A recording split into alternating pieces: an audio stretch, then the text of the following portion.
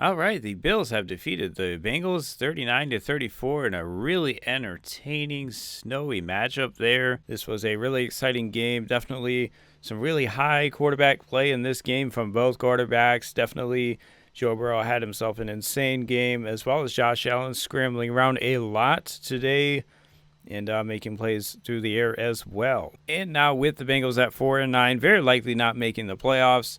I think if they went out, they probably still would need some help. Unfortunately, just looks like with Burrow missing so many games this season, the playoffs were just not going to happen this year, and that just really is tough. And yeah, this was a really exciting game with a lot of fireworks today. First drive of the game for the Bengals, they were able to convert 3 third downs. They had a 3rd and 5, 3rd and 6, and a 3rd and 9 conversion.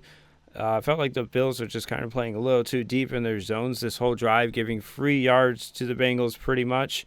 And then Chase Brown on this drive is able to score on a rushing touchdown. He really just pushes the pile for about 5 yards towards the goal line. It was a really tough run there to push it in.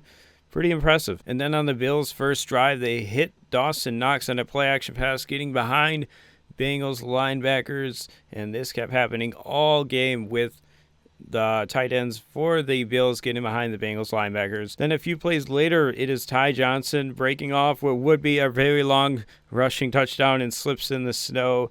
It was very slippery out there today. Definitely guys were struggling with their footing. And yeah, this drive, Bills have to settle for a field goal on 3rd down there. David Evers, the left guard, just completely missed his assignment. Didn't even really get a hand on the guy in front of him. And Josh Allen really just didn't have a chance on that one. So Bengals get up to an early lead there. Their second drive, they get a nice return from Charlie Jones. And a couple plays later, you had this crazy catch by Mike Gesicki. He basically catches Terrion Johnson's arm with this one, like in between. Like he had his arm in between the ball and Mike Gesicki, and he like catches the arm with the ball. Just an insane catch. And yeah, that's a play that's mostly going to be forgotten in this game, but that was an incredible catch by Mike Gesicki in the snow there. And then 2 plays later, you get a beautiful toe tap touchdown from T. Higgins in the corner of the end zone from Joe Burrow. And that gets the Bengals up 14-3. Then the next drive by the Bills, they actually have a dropped interception by DJ Turner. Definitely could have changed this game. And a couple plays later, the Bills go for it on 4th and 4 from the Bengals 45.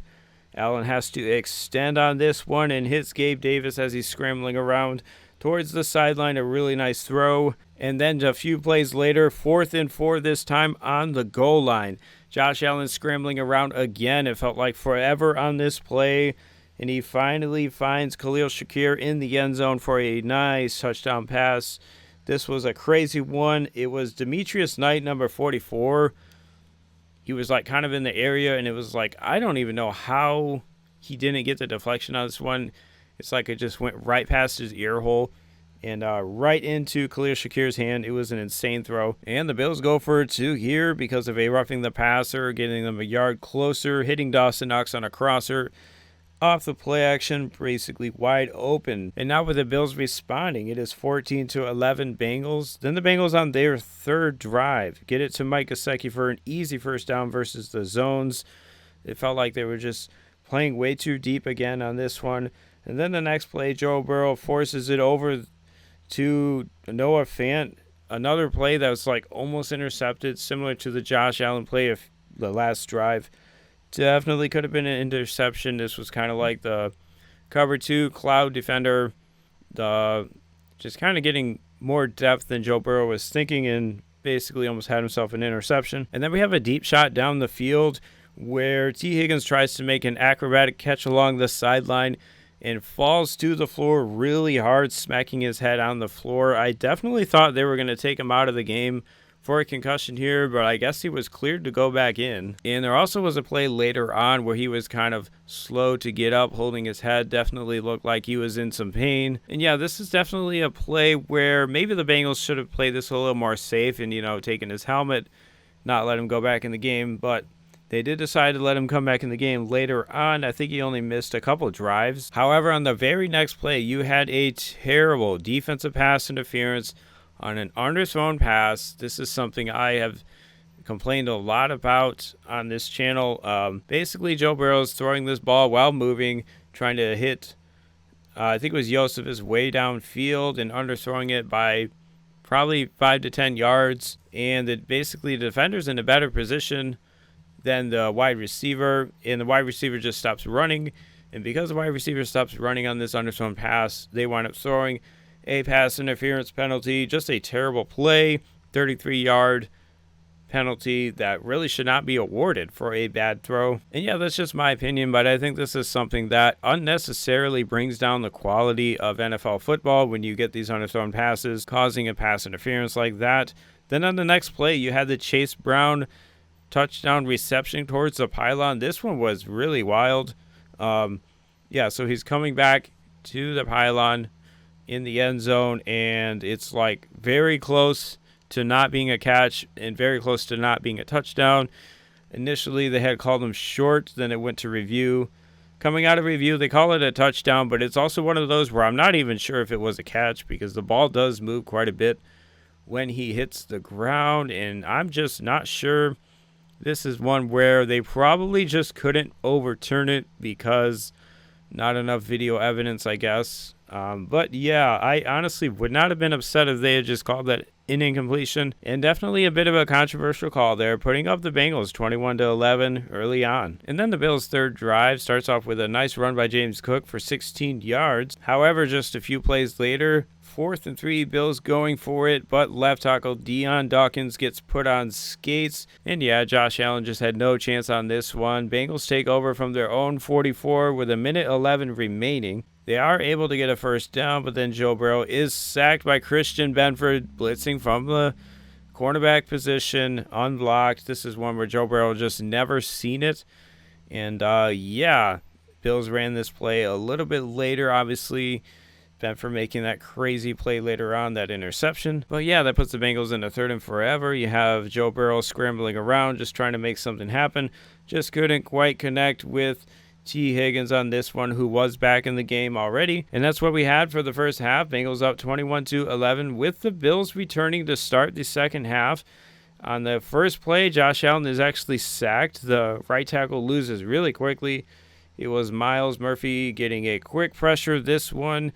And a different player got the sack, but Myles Murphy was kind of the creator of that sack, I would say. And then I felt like the Bills were kind of bailed out by a defensive pass interference as well. This was a play where both Brandon Cooks and DJ Turner were kind of pushing off of each other, trying to go for this ball. And yeah, I just don't think it's necessary to throw a flag there on plays where both guys are kind of fighting for the ball. And then on a key 3rd down, you had Myles Murphy kind of looping inside, leaving the edge completely wide open for Josh Allen to take off. And this happened a lot in the second half where Josh Allen was just kind of scrambling, and really a lot of times he was just running towards the edge where edge defenders were kind of going too far inside. And yeah, that's just way too easy. 16 yards for Josh Allen.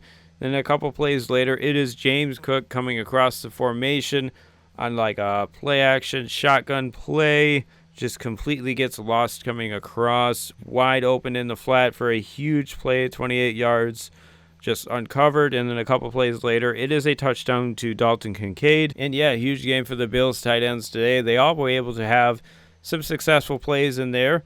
And this gets the Bills back within scoring distance. Bengals only up 21-18 now. And then the first drive out of half for the Bengals, they wind up going 3 and out with an unblocked nickel defender off the right side, just doesn't get picked up. And Joe Burrow has nowhere to go with the ball. Then on the Bills' second drive out of half, they are able to get a huge 20-yard screenplay to Dalton Kincaid. Nice, impressive play call. And then the very next play, you had a really impressive touchdown run by James Cook that was called back because of a holding call. And this was interesting. So the Bengals accepted the holding call, and then they challenged whether James Cook fumbled the ball, because it appeared that he maybe fumbled the ball out of the end zone. And I didn't even know you could challenge a play after you had already accepted a penalty that would negate that play. And I guess you can, because the Bengals wind up challenging this one, and they actually got it right. It was a fumble.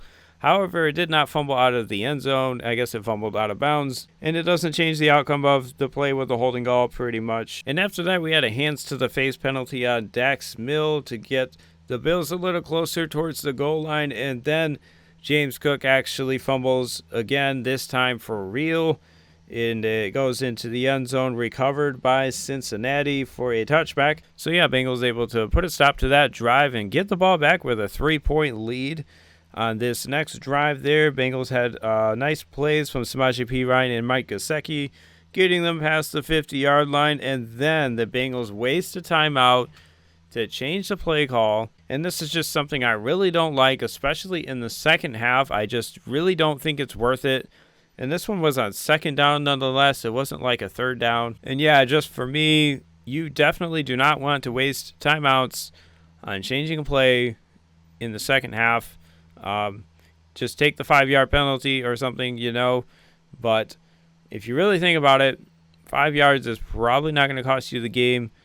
If you waste a timeout in the second half, it could absolutely cost you the game. And yeah, I just think it's a huge mistake to do that in the second half. And we see NFL coaches doing this all the time.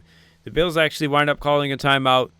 The play after this same situation, they did not like the lineup or something, and they wind up changing the play. But then coming out of the timeout, it is T. Higgins crossing the field wide open.